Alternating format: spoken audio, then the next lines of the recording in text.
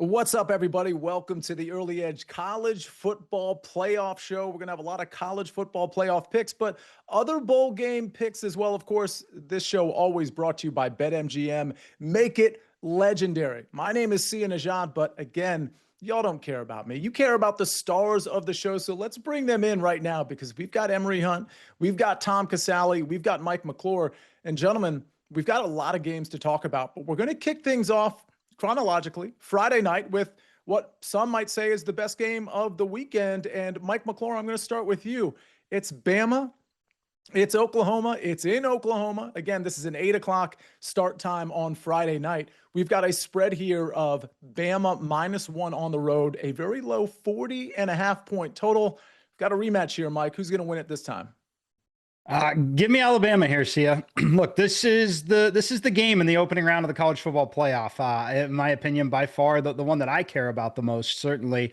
When I look at this particular matchup, I think Bama can do enough. I think they're good enough defensively. Like their defense in this matchup kind of gets overshadowed by what Oklahoma's been able to do. There's no doubt that Oklahoma has been the best defense in college football. The problem is their offense just hasn't been there, and I don't think it will be here with additional time to prepare in a matchup that's already played out once this season. I think Alabama can really learn a lot from that setup. They are a team that needed the break at the right time, having just a little bit of time off. Jam Miller, good to go in this game. That's huge for me. Having just a little bit of a chance of a running game for Alabama takes just enough pressure off.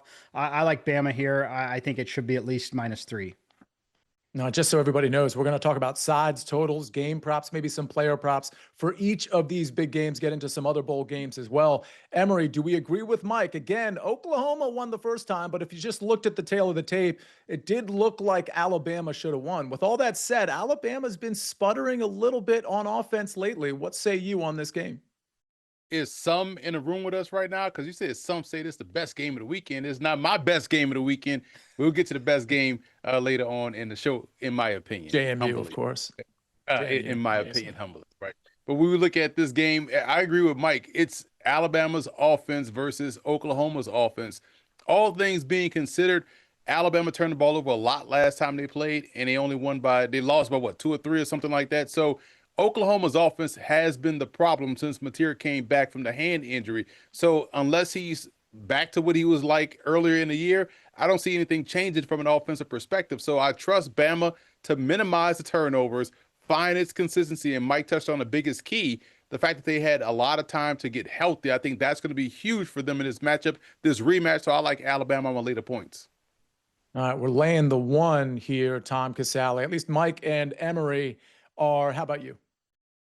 Yeah, I agree with what everybody said. I think a rematch matters if it happened recently. And this game just happened. And if you look at that game, Oklahoma was held to 212 total yards and 4.2 yards per play. It was the 3 turnovers that were the difference. And then when you get into this time of year, there's always those narratives like Alabama's not playing well. Well, if you look at Oklahoma's last 2 games, they scored 17 against Missouri. One was on a 3rd and long, and they got like a 75-yard play on it. And they scored 17 points against LSU in a game they almost lost.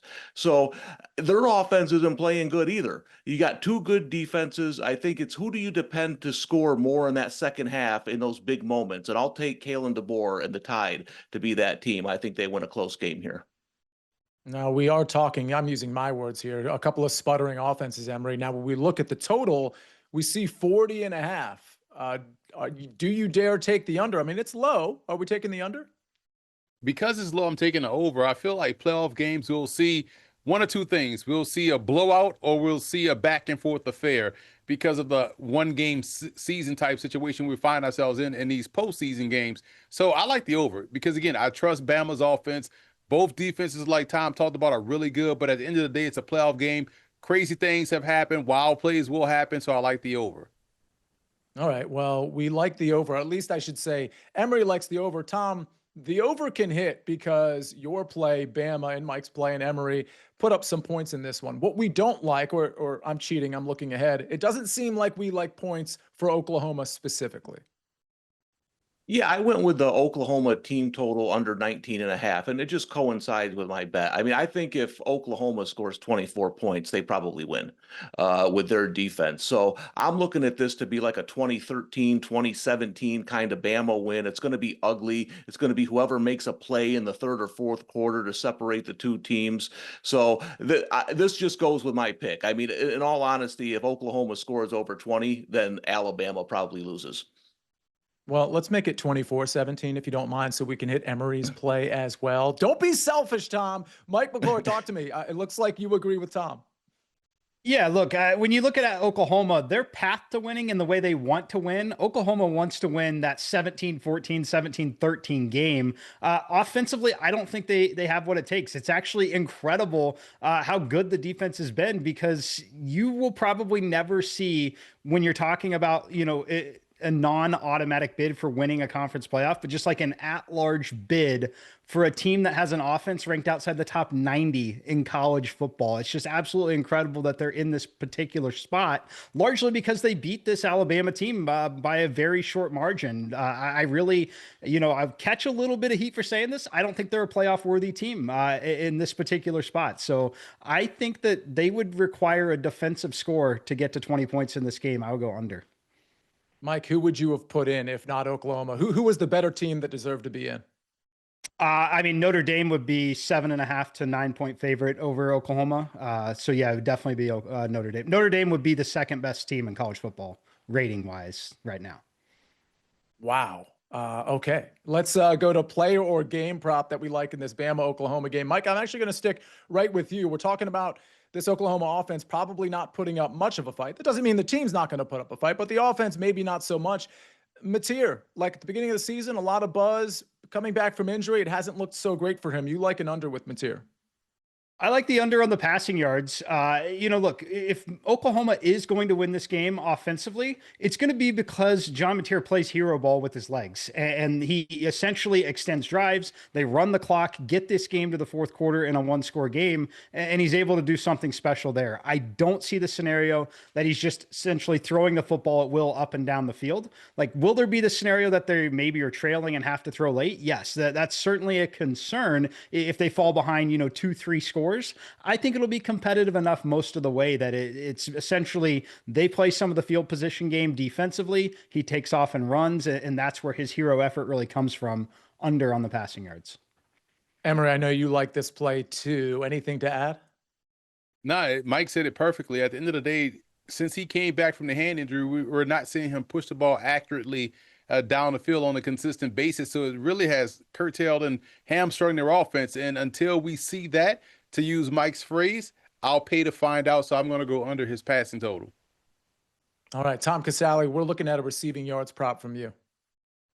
Yeah, I was looking for a Ryan Williams prop, but interestingly, I couldn't find one. So that's kind of interesting. I do think he's going to make a big play here in the playoffs, but I'm going to go with Jeremy Bernard over 58.5 receiving yards. Here's the thing. If Alabama's going to play this game at the line of scrimmage and throw screen passes, they're going to get killed.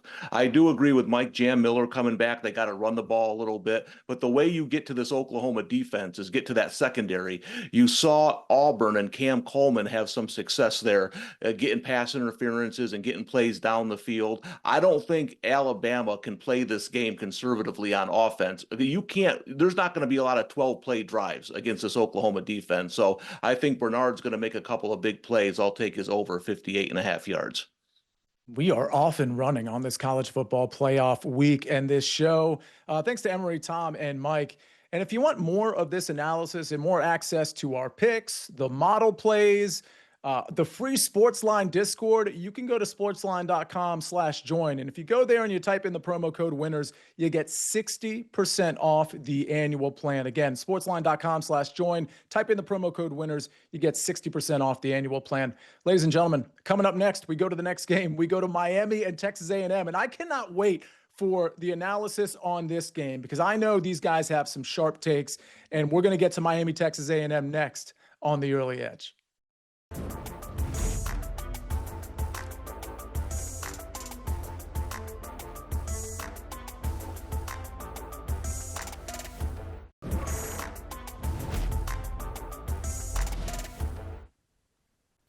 We're back on the Early Edge College Football Playoff Picks Show with Emory, Mike, and Tom, and we move to another game, gentlemen, that it looks like we have a decent amount of agreement on, and I agree with you guys as well, by the way. We've got Miami, Texas A&M, notable that this is a home game for Texas A&M and all the other these are not neutral sites in the first round. So just note that we got Texas A&M as a 3.5-point favorite, 51.5-point total. Emory, I'm going to start with you this time. Are we on Texas A&M laying the points?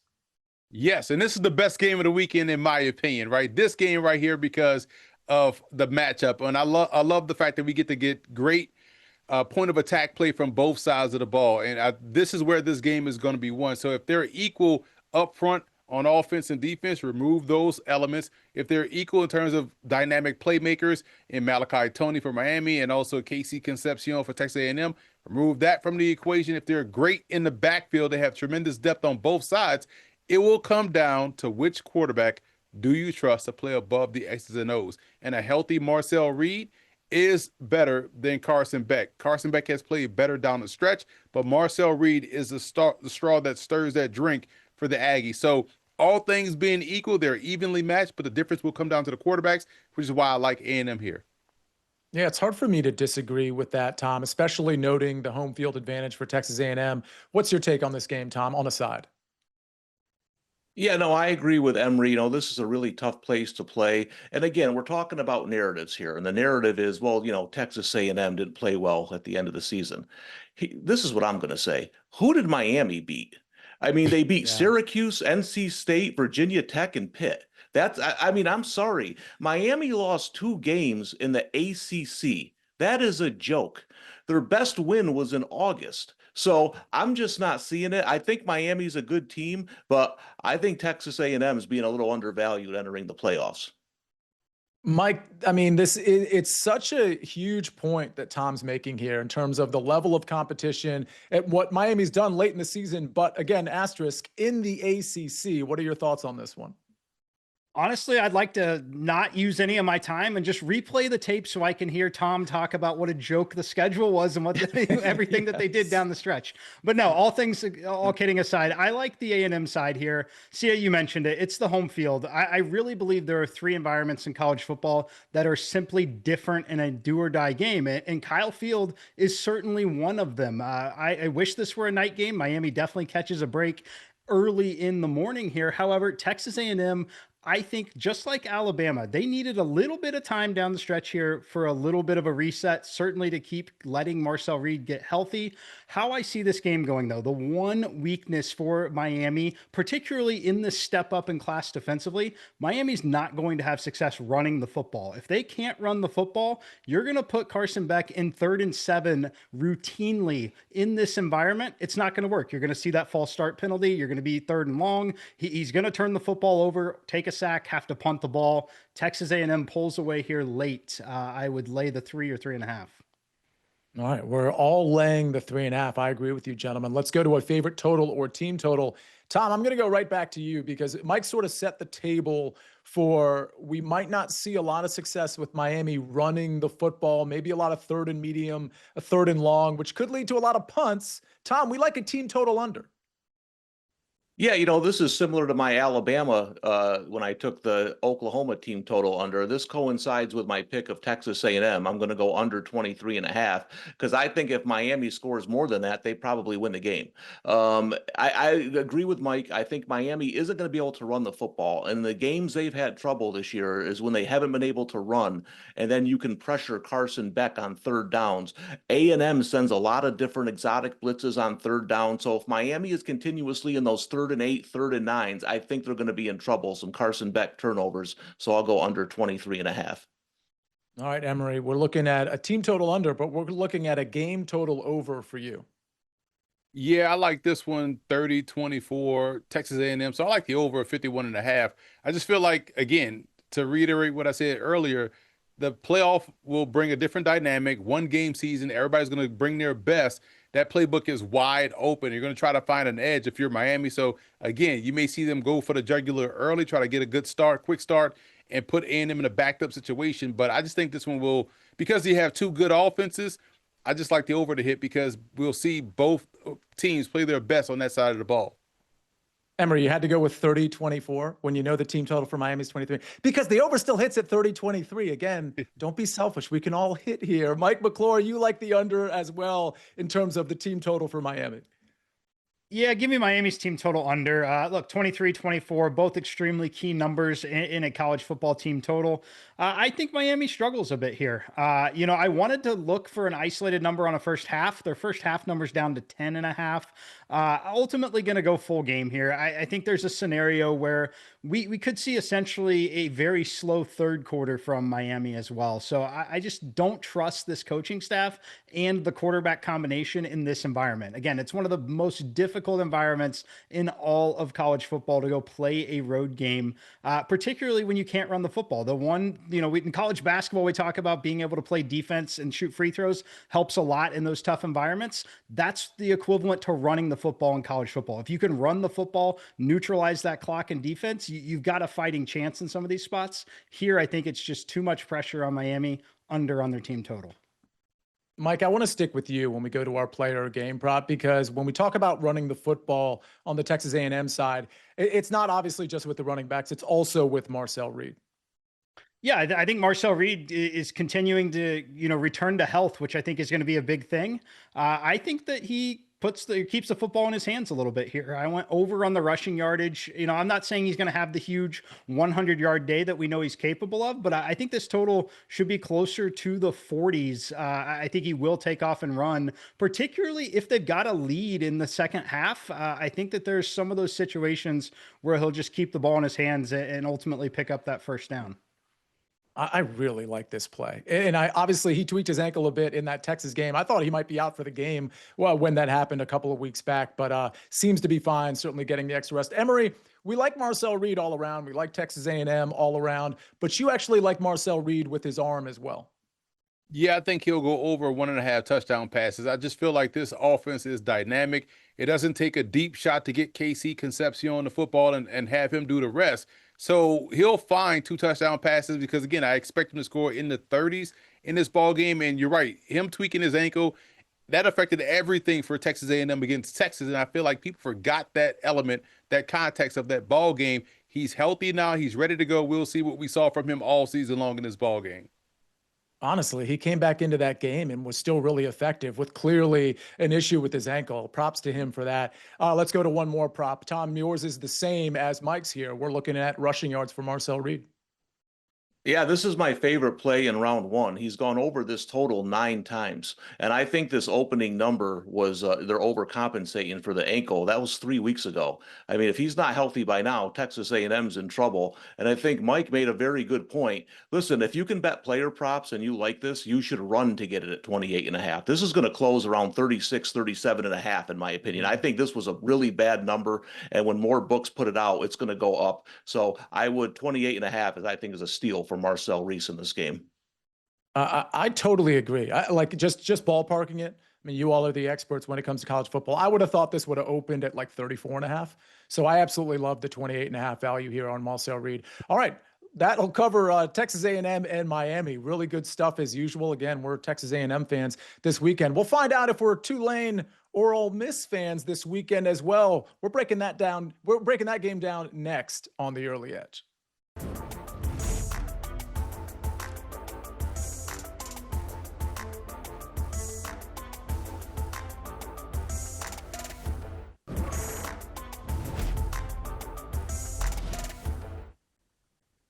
We're back on the Early Edge, and now we're going to tackle Tulane and Ole Miss right here on CBS Sports Network, the Emory, Mike, and Tom.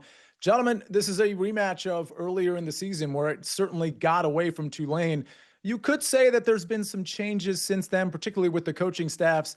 Tulane, Ole Miss, it's a 17.5-point spread. Tom, I'm going to start with you. We'll get to the total in a little bit of 56.5. What say you on the spread here? Yeah, I think this is the toughest game to call because you mentioned it. There's a lot of different variables here. Both coaches are going elsewhere. One already left. So this is an example where I wouldn't really look at that first game too much, other than the fact that Ole Miss dominated the lines of scrimmage. And I wanted to find a way to take Tulane here, but I just worry that that defensive front from Ole Miss is going to dominate this game and they're going to have trouble scoring. And sooner or later, they're going to wear them down in the second half. So I'm going to lean Ole Miss minus the 17.5. Emory, you're actually taking the points here. Yeah, I think the difference between college football and the NFL is the fact that narratives can drive a team in a positive direction. Think about the conversation we've heard the last 2 weeks about the group of five, which is a term we just created in 2014. So to me, it makes no sense. They're an FBS team. And what we've also heard about, should they have a place in the playoffs? Should they be in the postseason? And there's putting a lot of spotlight on this Tulane game because of the previous matchup, and they got blown out, justifiably so, and the JMU game. So with John Summerall, who's now the head football coach at the University of Florida, he's embracing coaching both teams. And so for me, it's like Tulane will have all the momentum, all the motivation to go out there and make this one a game, not only in terms of the point spread, but they'll try to go out there and win outright. So we may see a wild swinging Green Wave team against this Ole Miss Rebels team that's going through the same type of transition, although they've hired their permanent head coach. But I just like this one to be a fun, exciting game because Tulane now is not only wearing the great aqua and sea green uniforms, they're going to also be wearing the weight of the quote-unquote group of five in this game. So they know they got to show up and show out. I expect a tighter game than 17.5. Yeah, certainly a unique scenario in this particular game. And Mike, leave it to you to have a unique bet for this particular game. Talk to me about a first quarter play on Ole Miss.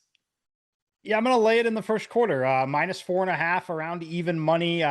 Essentially the same thing as minus 6.5. Sure, you get the scenario of a missed extra point, whatever it may be. But at 4.5, I'm pretty confident Ole Miss is scoring a touchdown in the first quarter of this game. The question I have is, does Tulane get on the board in the first quarter of this game? As Tom mentioned, I think the big difference in this matchup is defensively, Ole Miss is a legitimate team. So for the last, I would say, 6-7 years, you've seen an Ole Miss team that always kind of had it together offensively, or at least is able to go produce some of it with that unique pace of play and the offense that they run, but they were never really there defensively. That's what's changed in Oxford. Is this team is a legit defensive team. I think they put themselves in good field position. Now, to Emory's point, Tulane, nothing to lose here. Playing with house money, big time. You will see trick plays. You will see all sorts of chaos on that side. The question is, can they convert it? Because if they don't, you're talking about a defensive score. You're talking about great field position. I like Ole Miss in the first quarter. I'm confident they score at least a touchdown here. Let's move to totals and or team totals. And Emory, I'm going to start with you because I seem to recall us doing this very show a couple of weeks ago and you saying something to the effect of, and you can correct me if I'm wrong, you kind of lean into points when it comes to bowl season. And you're on yet another over here of 56.5. Right. I feel like if Tulane makes it a game, this will go over. If they get blown out, this will go over. They scored? This was a total of 55 points in the first meeting and a 45-10 loss to Ole Miss. So let's just say Tulane is competitive and they scored 24 points and Ole Miss scores 45. We both cover and we also get the over. I just feel like points will be at a premium, will be easy to get for these two teams here because they both can push the pace and both can score. When you also add the fact that Tulane wants to try to leave an impression, not only in this game to try to win, but also for future group of five. I hate saying that, I almost broke my jaw. For teams down the line that's coming after them, right? So I just feel like we're going to get a ton of points here, a great game. It's in Mississippi, so you don't have to worry about it snowing or whatever. So it's like great field conditions for this game to go over. Yeah, and you could certainly make the argument that Ole Miss wants to prove something without Lane Kiffin on the sideline. Like, hey, we can do it without you too. Tom, talk to me about a team total that you like. Yeah, and again, this is not my strongest game, but I'm going to lean here under 19.5 points for Tulane. And I agree with Emory about bowl games, but I will say this: last year, I thought Indiana and SMU played a little conservatively as underdogs. So I don't know if that means that these teams are going to play differently in the playoffs. I do think Tulane is in a unique situation because their head coach is leaving, so they might throw everything out.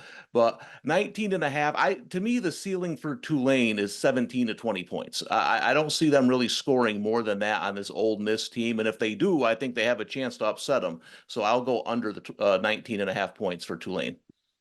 All right, Mike, you and Tom have been agreeing on a lot today. You agree on this play as well? Yeah, I was copying off Tom's paper for a decent portion of these here. You know, when I look at this particular spot, I agree with the number, right? 17.5 becomes more key of a number to me on the total, on the team total for them than 20. When I look at this matchup, like, first of all, I don't think they're electing to kick essentially any field goals in this game. So I think that they are going to struggle to score, though. I think it's the defense on the side of Ole Miss. But the thing that I would really be worried about is Ole Miss getting up 2-3 scores in this game in the second half and essentially taking the air out of the ball and just essentially lining up and running for 5-6 yards a pop and really milking this clock, trying to play conservative, not put anything additional on film, and certainly not get anybody hurt ahead of a matchup, potentially matching up with the Georgia Bulldogs again. So I like Ole Miss a lot in this spot. If I had to play a team total, it would be Tulane's team total under. What a great compliment, Tom, for Mike to be quote unquote copying off your paper. I saw you kind of like turn. I want Mike to copy off my paper too. It's the highest compliment of all time. Tom, talk to me about a player or game prop you like in Tulane Ole Miss. Well, I hope he stopped copying when we got to best bets, or he's in trouble. Again, like I'm going to go under 9.5 here, first half for Tulane. Again, I'm just going. We only have 1 year of data on these games, but I thought most of the games outside of Texas and Clemson started a little slow. And I could see this game being the same way with more scoring in the second half. So I'm going to go under 9.5 for Tulane in the first half. All right. We're going under 9.5 Tulane first half. Emory, what's your prop for this game? It's funny how when we watched Tulane play North Texas, everyone was talking about, oh, wow, look how cool this game is. They really shut down his offense, blah, blah, blah. They scored this, that. And no one paid attention to how bad Jake Retzlaff was throwing the football. Like, it wasn't about him and why they had success. He had a defense to score and all that stuff, right? And his legs are a big part of his game. And Tulane has a ton of speed, a ton of explosiveness, a ton of athleticism. I think we'll see Retzlaff run the ball more so than throwing these deep passes downfield. So I like his passing number to go under 187.5 passing yards in this game. That North Texas game versus Tulane was so strange. North Texas takes a 7-0 lead, and you're like, oh, this North Texas is going to be high scoring. And then North Texas doesn't score another touchdown for a couple of quarters. Mike, talk to me about an Ole Miss team total. Yeah, go over on their team total in the first half at 20.5. One thing Ole Miss has done in games like this is just essentially blitz the opponent offensively early. I feel good about them scoring on the first few drives of this game. So just around that key number, I personally would have set it at 21.5. I certainly understand why it's not set there. Would certainly create a liability on that under. But to me, I think that this team likely has 21 to 24 points at the break. All right, that covers it on Tulane Ole Miss, but we still have a lot more to cover, including James Madison versus Oregon. Then, of course, we still got to get to our best bets, and that'll include some of the non-college football playoff games as well. But up next, it's my James Madison Dukes at Oregon as huge dogs, Duke dogs, if you will. We're covering that next on the Early Edge.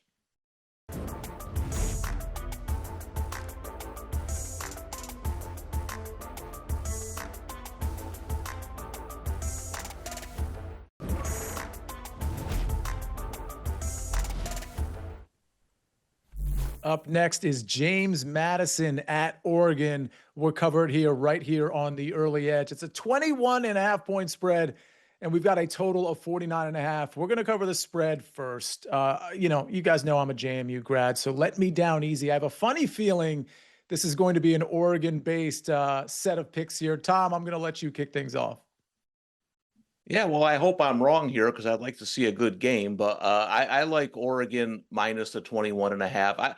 I think one of the problems for James Madison here is Oregon laid an egg last year in their first playoff game. And Dan Lanning is a great coach at motivating guys. I think they're really going to look at that and make sure it doesn't happen again. I think they're going to start fast here. And then James Madison has an athletic defense, but they're going to wear down in the second half if this game's a blowout. So I just feel like it's going to be tough for them to cover this big number. Mike, your thoughts? Yeah, everything Tom said here. It's Oregon or nothing for me. Certainly not my favorite game to go bet against the spread laying this big of a number. But to me, this is one that I don't think the outcome will really ever be in doubt. And I do think that Lanning will have this group ready to go. So I see a big performance. They will certainly take the foot off the brake late, stay healthy, get ready for the next round. But yeah, not a ton of confidence in laying this big number.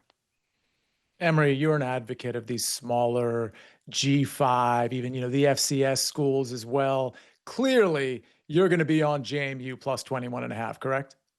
But I am also a smart elite football analyst, so I have to tell it like it is.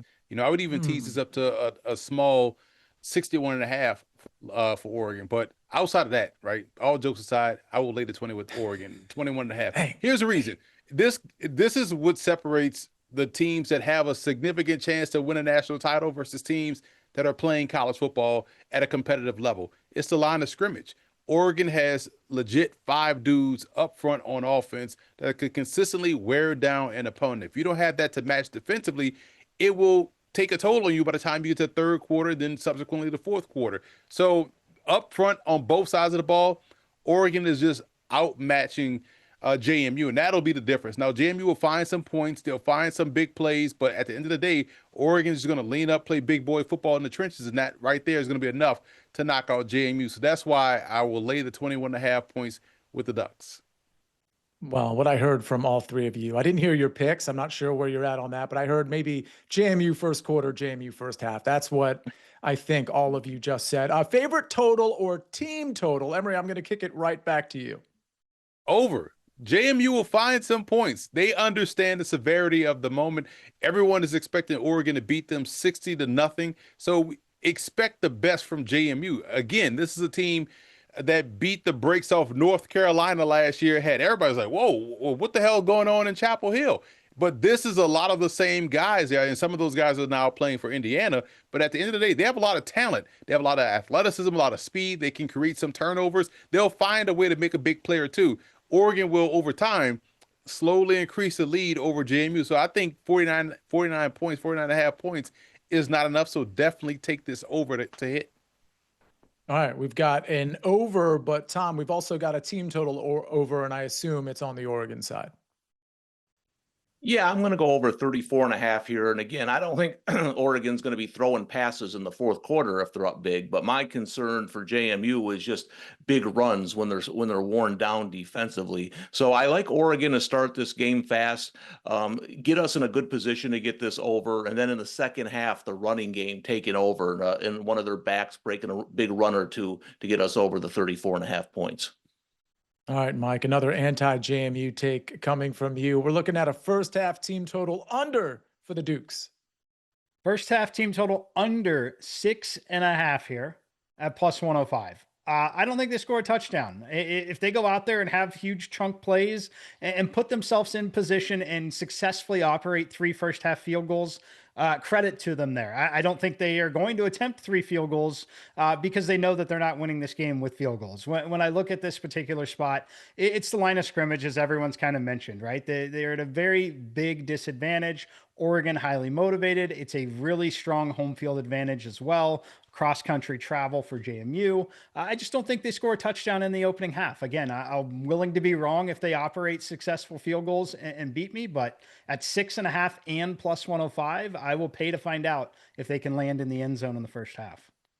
All right, let's move to player or game props. Emory Hunt, talk to me about Dante Moore. This was shocking to me to see his rushing total set at 12.5. I'm like, man, even if I just hadn't seen anything about Oregon play offense or anything about Dante Moore, if I just look at Dante Moore, like, hey, he can get 13 yards. Like, he just has the look of a guy that can get 13 yards. So I will take him to go over 12.5 rushing yards. There will be some opportunities for him to take off and run. As aggressive as JMU wants to be defensively to try to make a big play, I can expect them to get out of their rush lanes, create a situation where there's a nice little window for him to step in and go through. He'll get at least 13 yards in this ball game rushing. Bank it. All right, Tom, what's your player prop or game prop for this game? Yeah, I like Deer Hill here to get over 31.5 rushing yards. Oregon's going to rotate three backs. Again, I'm looking at the second half here when they're up, keeping their guys fresh. Hill usually gets a few carries towards the end of the game when they're up. So I think he gets 6 or 8 carries in the fourth quarter, and he should go over this low number. I expect this total to go up a little bit. All right, Mike, and you like Hill as well, but just in a slightly different market. Yeah, how about an anytime touchdown? Plus 220. It's really what Tom said. He's going to rotate in as the third running back, but probably RB1 midway point of the third quarter, the rest of the game. When the defense is worn out, I think he can break a longer one. I think he's got the opportunity. The only thing I would say to maybe wait and do, if you have the opportunity, would be to either bet him as a anytime touchdown scorer in the third quarter, which is available in some spots. And you can look to bet him just essentially anytime touchdown live at any point in the game. If the game is shaping out as a decisive Oregon victory like we think, you'll probably catch closer to plus 500 on a live line if he hasn't done it in the first half. But do like Deer Hill here to score a touchdown. All right, gentlemen, I'm not going to hold this against you. JMU wins 27-24. I don't even believe that. Emory, Mike, Tom, thanks for that. We got to move on, though. We got to move past JMU, and we got to get to some underdog plays, some non-college football plays, and, of course, the best bets from Mike, Tom, and Emory. That's all coming up next on The Early Edge.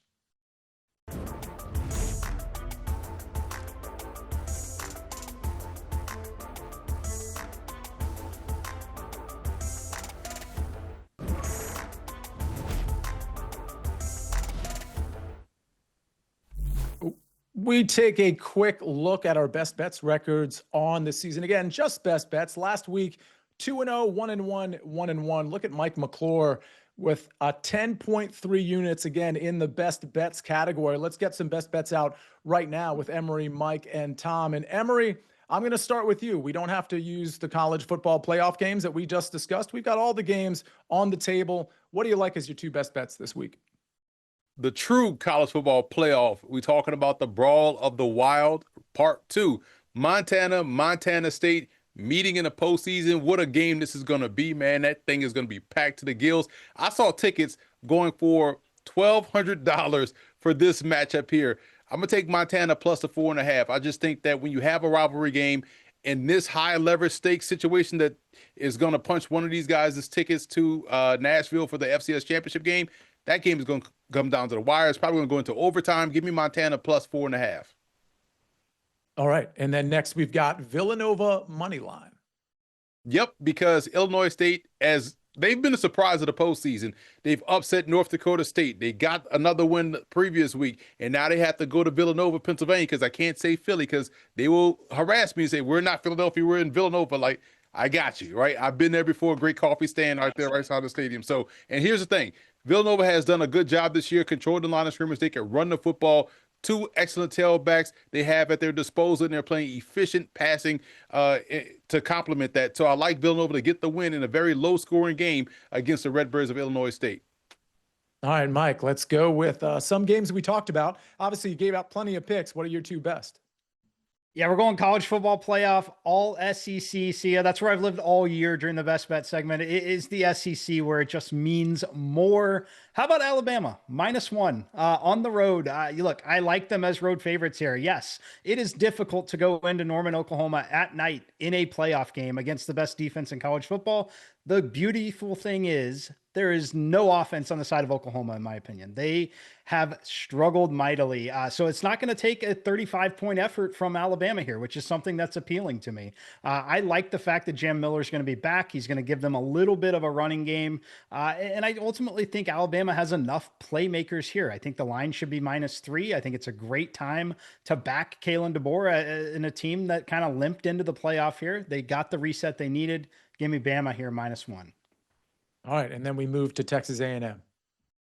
A&M, and I am going to lay the -3 at -115. This is toggling back and forth between 3 and 3.5. You can currently find the 3 at -115 over at BetMGM. That is a number that I like here. When I look at this matchup, how I think it plays out, Sia, I think that Miami will struggle to run the football in this environment, and it's going to put them in 3rd and long. And when you put Carson Beck in 3rd and long with an exotic defensive scheme like Texas A&M just sending pressure constantly, it's going to induce mistakes. And that's where I think the game is ultimately separated. Marcel Reed plays a little hero ball on the other side with his legs. Give me Texas A&M -3 at -115. All right. We're taking A&M. We're taking Bama. Tom, you've got Bama as well, but kick us off with Houston -3. Yeah, I only bet non-playoff bowl games if I know I have a significant motivational and roster edge. So I bet 2 games, Navy and Houston. I can't give out Navy because for reasons I don't understand, they opened up +2.5 and now they're -6.5. You know Navy's going to be ready to play, but you look at this Houston team playing LSU. Houston's playing 20 minutes away from their campus. Virtually all their players are playing. They're excited to be there. Their allotment of tickets for the game sold out in 30 minutes. Let me ask you a question. How many LSU fans even know they're in the Texas Bowl? You got a bunch of opt-outs. So I just think this is one of those situations where you're going to have one team that's pretty full to what it was in the regular season versus a team that doesn't look anything like that. And you're going to have one team that wants to be there and one team that doesn't want to be there. So I like Houston -3. And then I agree with Mike. I just think we see a different Alabama team. I know they struggled down the stretch, but I think what people need to understand with like Texas A&M and Alabama, the SEC is different than playing in the ACC. You get worn down in that league. So I think the time off is going to help both those teams. I'll take Alabama on the money line. All right, we're going to go to actually, let's recap these bets if we can before we go to our underdog bet of the week. We see Mike McClure in Alabama -1 at Oklahoma, Texas A&M -3 versus Miami, Emory Hunt, Montana +4.5 at Montana State, Villanova money line versus Illinois State, and Tom Casale's on Houston -3 versus LSU, and Alabama money line at Oklahoma. Let's go to our underdog bet of the week before we get everybody out of here. And Emory, I'm going to start with you with a team we haven't mentioned yet tonight, New Mexico. Right, and I feel like they'll get the win over Minnesota. That's going to be a great game. I don't even know the name of the bowl game, so we're just going to call it the Murray's Hair Grease Classic, right? The Pink Moisturizer Classic. New Mexico has been playing phenomenal football all season long, and I just love the fact that Jason Eck has this program turned around, playing great. Point of attack play is going to be huge, but at some point you're going to need some explosives. I can trust the Lobos to generate those creatively. And Eck seems to be a big game coach. We saw that at Idaho when he was knocking off FBS programs with the Vandals. So I'd like them to go and get the win against Minnesota. All right, we've got an underdog money line play at +114. Now, this can also be, it doesn't have to be an underdog bet. It can be a money line bet as well. Excuse me, like an alt line bet as well. And Tom, Ole Miss -20.5, alt line +124. What do you have on that? Yeah, I mean, if you like them 17.5, I think this is good value because like 18 and 19 aren't really common numbers, you know, in final scores. So I think if they're going to cover the 17.5, they're probably going to cover 20.5. So I'd rather take that at the +124. All right, we're taking Ole Miss -20.5 at +124. I will tell you, we just lost Mike McClure, but he likes, speaking of alt lines, and again, these underdog plays are underdogs or alt lines that we can get in that +125, +150 range. Mike likes Alabama -5.5 at +158. Emory, I want to go to you before we get out of here. We just have maybe 30, 60 seconds left, but there was a game, Memphis playing NC State, that you kind of liked, Memphis +4.5. Yeah, again, so many points, so many opt-outs. Memphis will keep that one close. It means more to Memphis than who they're facing at NC State. So I just feel like NC State's defense is going to be out there with 11 bodies, but they can't really stop anyone. So give me Memphis plus a point here. All right, we got Memphis +4.5. We got our underdog bets out of the way. We've still got a lot of college football to tackle on this show on CBS Sports Network for the next few weeks. So Tom, Emory, and of course Mike, buckle up because we got a lot more to cover. And I will tell you, stick to CBS Sports Network right now because we've got the NFL Picks Show coming up next on CBS Sports Network. And if you want to catch more of Tom and Emory and Mike McClure and myself, You can always catch us on the Early Edge, not just on CBS Sports Network, but also on the SportsLine YouTube channel. To get there, scan that QR code or go to YouTube, type in SportsLine, and make sure you are subscribed. Again, the NFL Picks Show is coming up next. We'll see you next time on the Early Edge.